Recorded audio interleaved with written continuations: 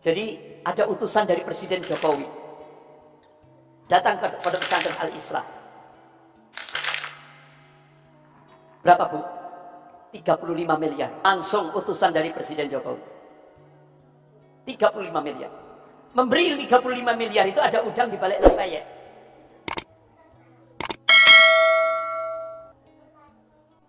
Iya, bolak-balik. Iya, bolak-balik. Iya. Saya tolak Pondok Pesantren Al-Islah Bondowoso. Itu pendirinya Kiai Haji Maksum, Allahumma yarham.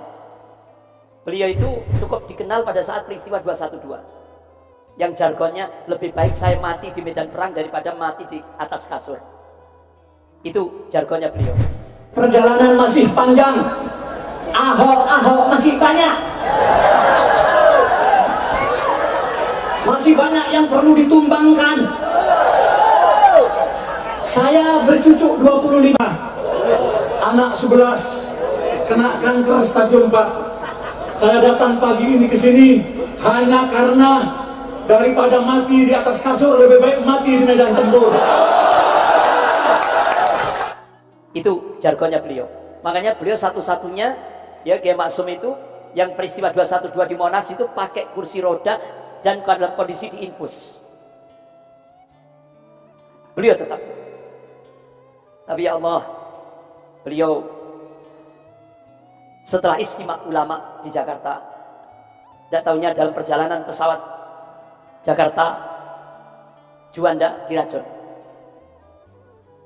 Jadi beliau nggak sempat masuk ke pesantrennya. Jadi beliau dari Bandara Juanda langsung dilarikan di rumah sakit, tidak tertolong, meninggal. Seperti saya dulu pernah di Jeddah ya.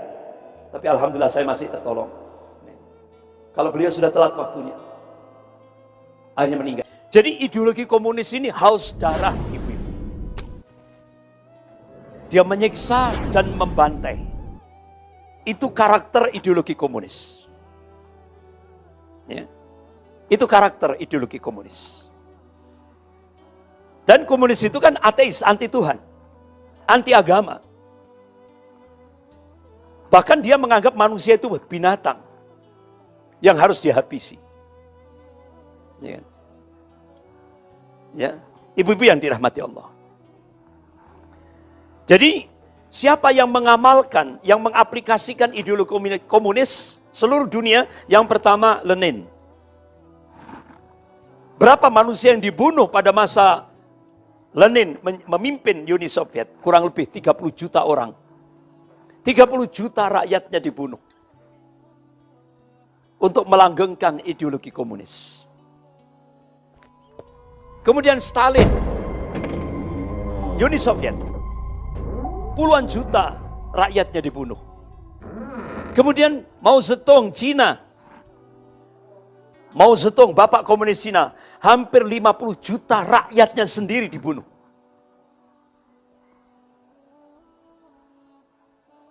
Kemudian Kamboja, Pol Pot, berapa rakyatnya yang dibunuh? Hampir 2,5 juta. Rakyatnya sendiri dibunuh.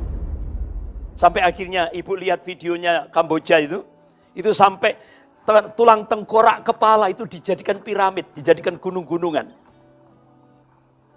Itu di Kamboja. Sadis, Bu, ideologi komunis itu sadis.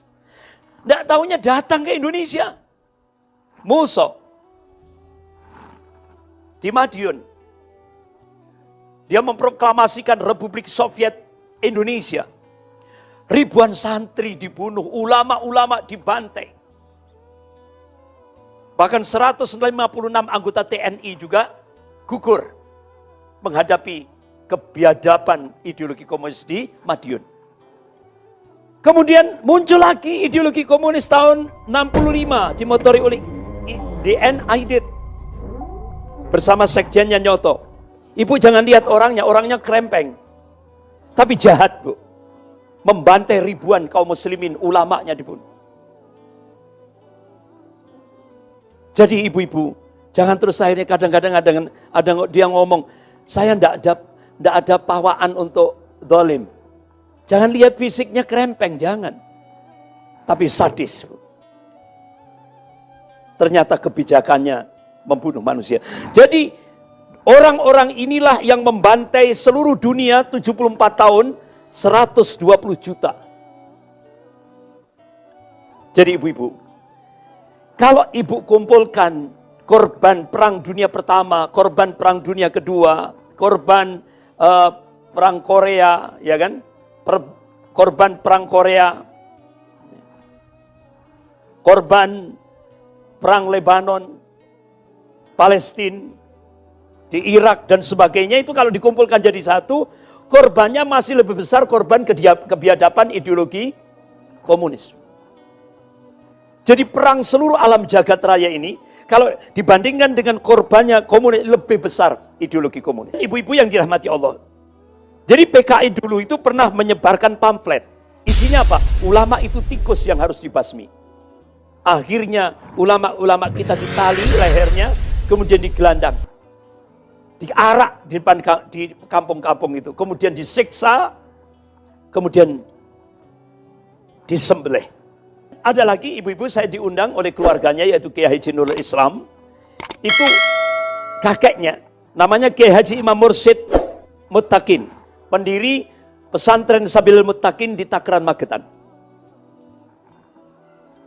Beliau disembelih dan sampai hari ini belum diketemukan jenazahnya di mana. Ini Kiai Haji Imam Mursyid. Jadi 14 orang tokoh disiksa dan dibantai dengan cara biadab di Takran, Magetan. Jadi begitu saya diundang, saya diberitahu bahwa rumahnya itu dibakar. Rumahnya itu pernah dibakar. Bahkan pondok pesantrennya itu, ibu-ibu, masjidnya itu dibangun tahun 1929. Masih utuh, Bu.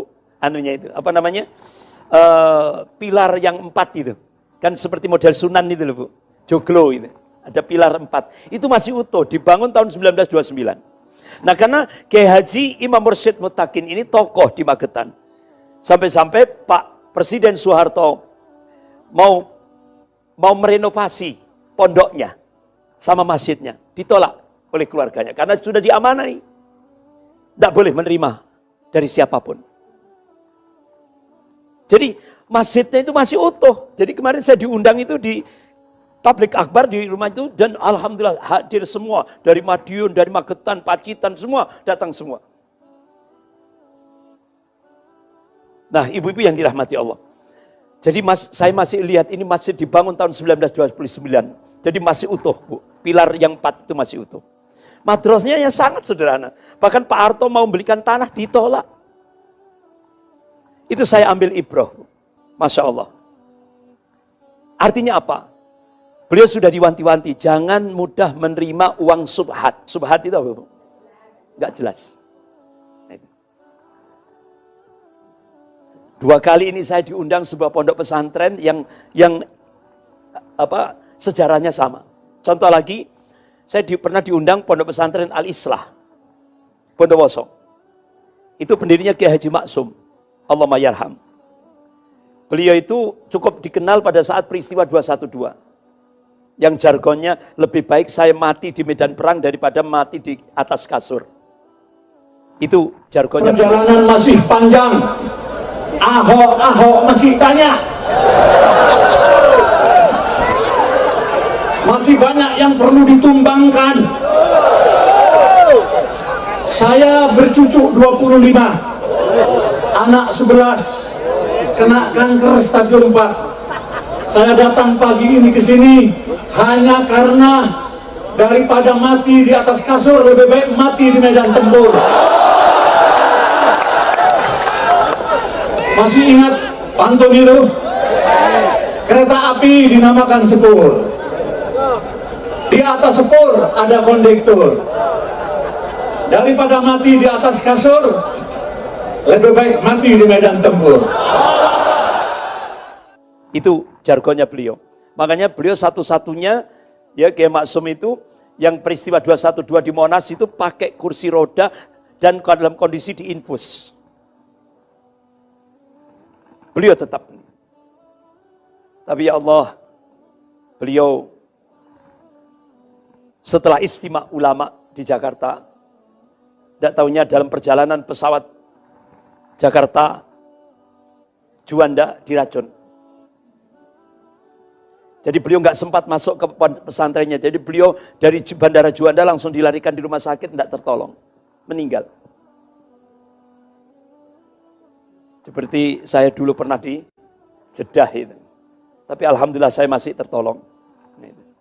Kalau beliau sudah telat waktunya, akhirnya meninggal. Diteruskan putranya Kiai Haji Thoha Zakaria. Nah, saya diundang lagi. Dulu abahnya ngundang saya, Pak Kiai Maksum. Nah, ini beberapa waktu yang lalu saya diundang putranya. Beliau cerita, Ustadz Andri, abah saya ngasih wasiat, jangan mudah menerima bantuan yang subhat. Jadi ada utusan dari Presiden Jokowi datang kepada pesantren Al-Islah. Berapa, Bu? 35 miliar.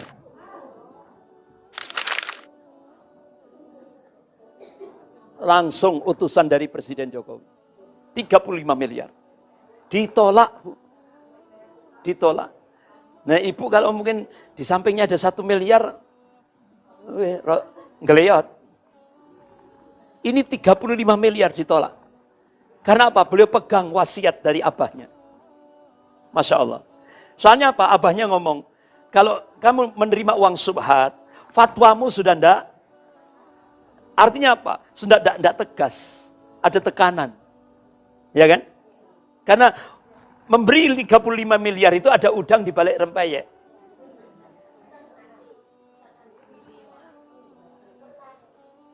Iya, bolak-balik, Bu. Iya, bolak-balik. Iya. Saya tolak. Aman. Alhamdulillah aman. Pernah saya juga, mana yang sini? Aparat sini. Nyogok saya dengan umroh. Sampai datang ke rumah. Saya tolak. Ya. Saya tolak. Karena apa? Kalau kita menerima model-model seperti itu, Bu, sudah kita tidak akan berani mengeluarkan kebenaran. Kita akan takut menyampaikan kebenaran.